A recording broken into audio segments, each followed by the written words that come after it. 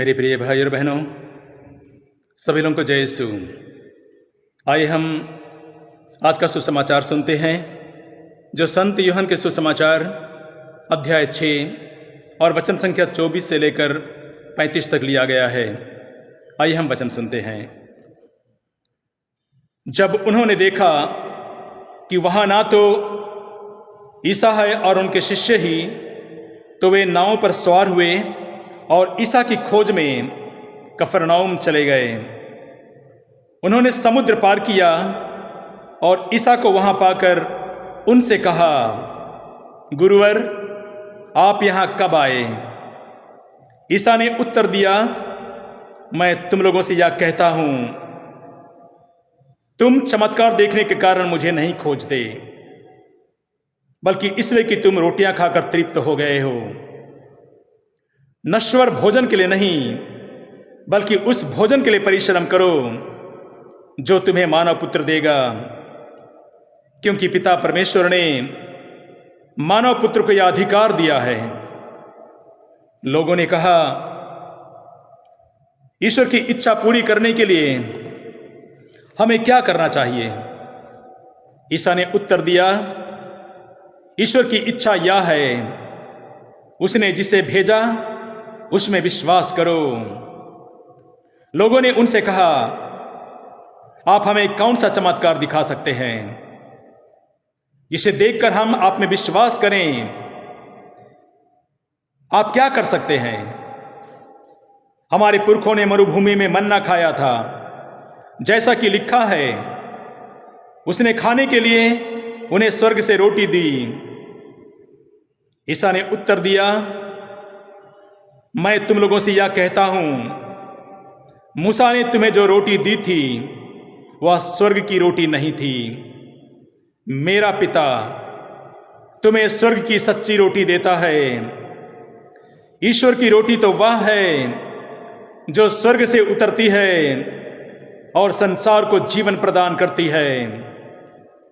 लोगों ने ईसा से कहा, प्रभु, आप हमें सदा वही रोटी दिया करें। उन्होंने उत्तर दिया, जीवन की रोटी मैं हूं।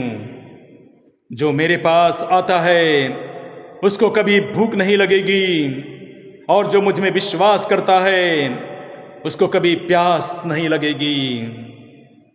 Hallelujah, hallelujah. आइए हम छोटा सा गीत गाते हैं। इस पावन रोटी को जब जब मैं देखता हूं, तब याद आता है तेरा वचन। इस पावन रोटी को जब जब मैं देखता हूं, तब याद आता है तेरा वचन।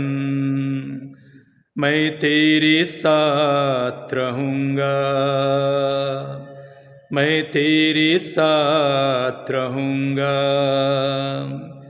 आराधना हो, आराधना हो, प्रभु तेरी आराधना।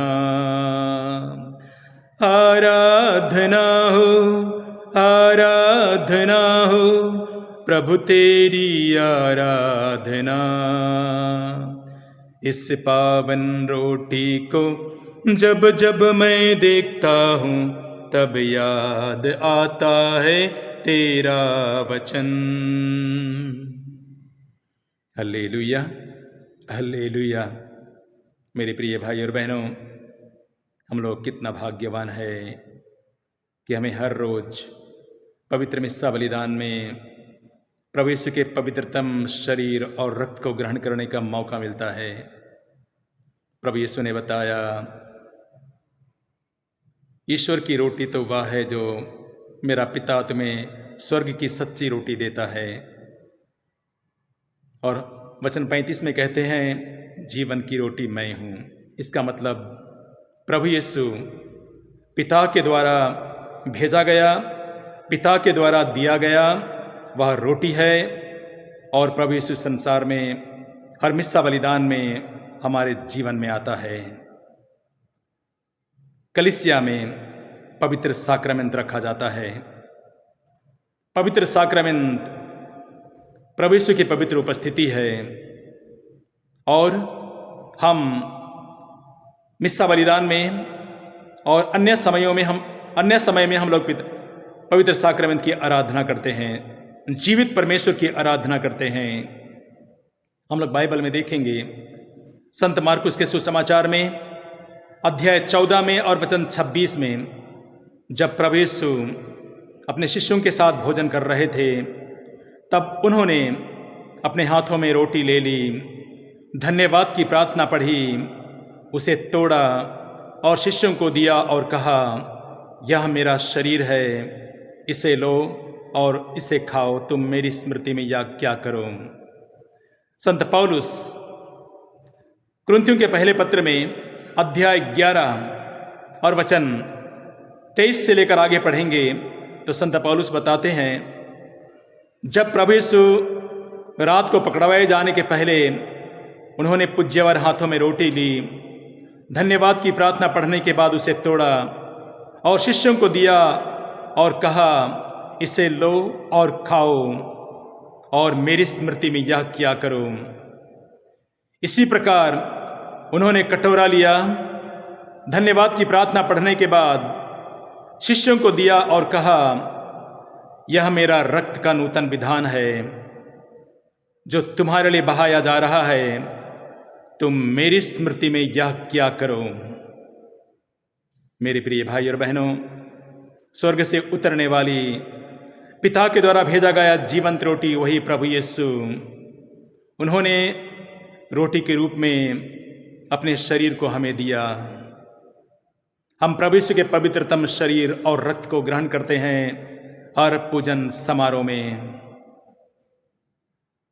संत पौलुस हमें बताते हैं कि जब हम इस पवित्र शरीर को ग्रहण करने वाले हैं, जब हम इस पवित्र शरीर को ग्रहण करते हैं तो कौन और कैसे लोग प्रभु के पवित्रतम शरीर को ग्रहण कर सकते हैं। वही संत कुरिन्थियों के पहले पत्र में अध्याय 11 और वचन 29 से लेकर आगे पढ़ेंगे तो देखेंगे संत पौलुस कहते हैं, यदि कोई अयोग्य रीति से प्रभु के पवित्र शरीर और रक्त को ग्रहण करता है, अयोग्य रीति से, तो वह प्रभु के शरीर और रक्त के विरुद्ध अपराध करता है।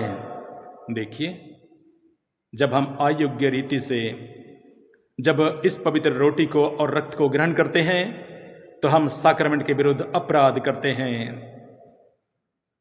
पवित्र मिस्सा बलिदान में भाग लेने से भी हम पाप करते हैं यदि हम अयोग्य रीति से ग्रहण करेंगे तब। इसीलिए यदि हम, संत पौलुस हमें समझाते हैं कि अपने अंतःकरण की जांच करने के बाद ही आप वह रोटी खाएं और यह कटोरा पिएं। अब यह सवाल उठता है कि हम और कौन लोग इसे ग्रहण करेंगे। आप याद रखिएगा, जब संत पौलुस ने कहा अपने अंतःकरण की जांच करने के बाद, यदि आप पूजन समारोह में भाग लेते हैं, पवित्र मिस्सा बलिदान में भाग लेते हैं, जिस बलिदान में प्रभु यीशु ने वही पवित्र रोटी को तोड़कर शिष्यों को दिया और कहा, यह मेरा शरीर है, आप प्रभु यीशु को ग्रहण करते हैं। जब आप प्रभु यीशु को ग्रहण करते हैं, प्रभु यीशु आपके जीवन में आने वाला है, आने वाला होता है, तो याद रखिएगा कि आप शराब और नशे की हालत में प्रभु को ग्रहण ना करें। शराब और नशे की हालत में रहकर आप प्रभु का अनादर करते हैं, प्रभु का तिरस्कार करते हैं। जब आप बहुत दिनों तक पाप स्वीकार नहीं किया है, 6 महीना, 1 साल, 1 साल के ऊपर, 2 साल, 3 साल, 5 साल, 10 साल, तो ऐसी हालत में आप प्रभु के पवित्रतम शरीर और रक्त को ग्रहण ना करें। और जो लोग पाप की स्थिति में रहते हैं, बुराई की स्थिति में रहते हैं, जैसे व्यभिचार बलात्कार, कलीसिया के नियमों का उल्लंघन करते हैं और बुराई में जिंदगी बिताते हैं, वासना में जीवन बिताते हैं, हत्या करते हैं और कई प्रकार के बुराई अंधकार की काम करते हैं, ऐसे लोग भी बिना तैयारी के प्रभु के पवित्र शरीर और रक्त को ग्रहण ना करें। आप ये मत सोचिएगा कि हम पवित्र मिस्सा बलिदान में भाग लिया और हमने प्रभु यीशु को ग्रहण किया, प्रभु यीशु मेरे जीवन में आया है। ना, आपका सोच गलत है। अभी मैं आपको बताता हूं। संत यूहन्ना के सुसमाचार में अध्याय 13 में और वचन 27 में लिखा हुआ है, जब प्रभु यीशु रोटी तोड़कर शिष्यों को दिया और जब उसने यूदस को दिया, तो वचन में लिखा हुआ है कि उस रोटी के रूप में प्रभु यीशु यूदस के शरीर में प्रवेश नहीं किया। जब यूदस उस रोटी को ग्रहण किया तो शैतान यूदस में घुस गया, प्रभु यीशु नहीं। यही होता है जब हम अयोग्य रीति से प्रभु यीशु को ग्रहण करते हैं तब। इसलिए मेरे मित्रों, हम जरूर प्रभु के पवित्रतम शरीर और यूखरिस्त में भाग लेते हैं, हम अपने आप को धन्य समझें, लेकिन इस बात को भी याद रखें कि क्या हम उसके योग्य हैं। कैथोलिक कलीसिया हमें योग्य रीति से उसे ग्रहण करने के लिए हमें निमंत्रण देता है। Hallelujah, hallelujah, hallelujah. मेरे प्रिय भाई और बहनों, जब हम प्रभु के पवित्रतम शरीर को ग्रहण करते हैं, यदि हम इसी दशा में रहकर भी यदि हम ऐसा करेंगे और प्रभु के इस वचन को हम अनसुनी करके हम ढीठ बनकर पवित्र मिस्सा बलिदान में भाग लेंगे, पाप की स्थिति में रहकर जीवन बिताकर प्रभु के पवित्र शरीर को ग्रहण करेंगे, तो क्या होता है?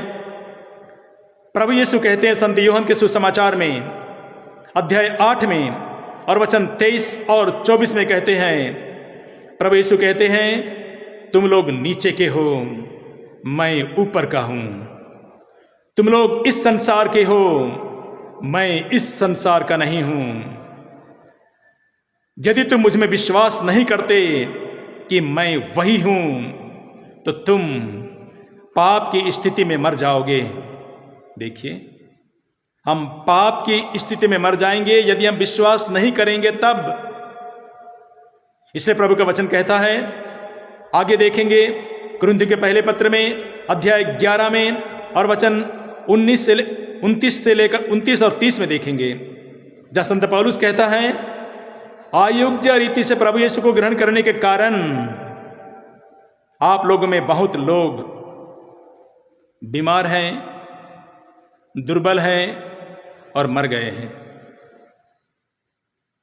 क्योंकि अयोग्य रीति से प्रभु को ग्रहण करने के बाद हम प्रभु के पवित्रतम शरीर और रक्त के विरुद्ध अपराध करते हैं। इसलिए हम बीमार, इसलिए हम मर जाते हैं, इसलिए हम रोगी बन जाते हैं।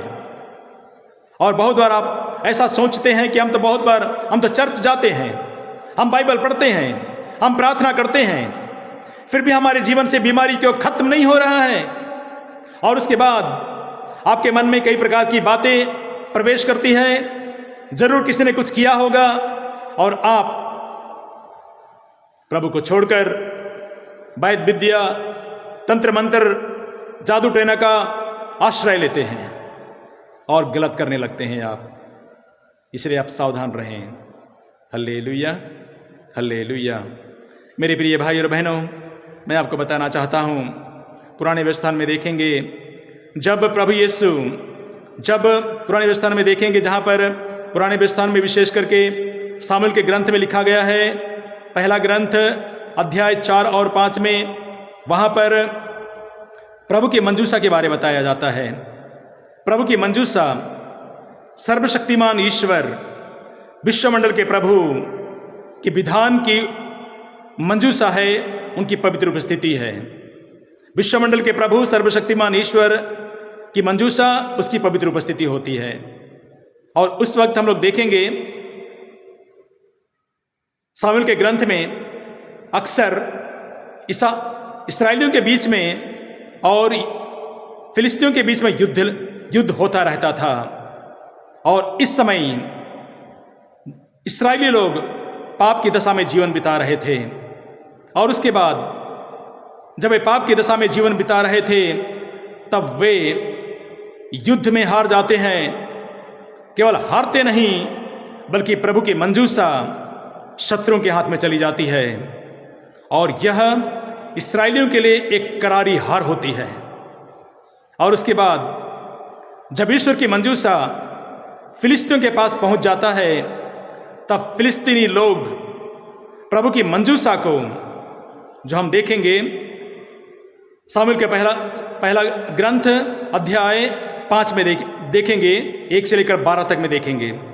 वहां लिखा है, जब प्रभु की मंजूसा को फिलिस्तीनियों ने दागोन के मंदिर में रखा, और दागोन के मंदिर के पास में जब उसको रखा गया, तो दागोन देवता का मूर्ति मंजूसा के पास में रखा गया। तो क्या हुआ?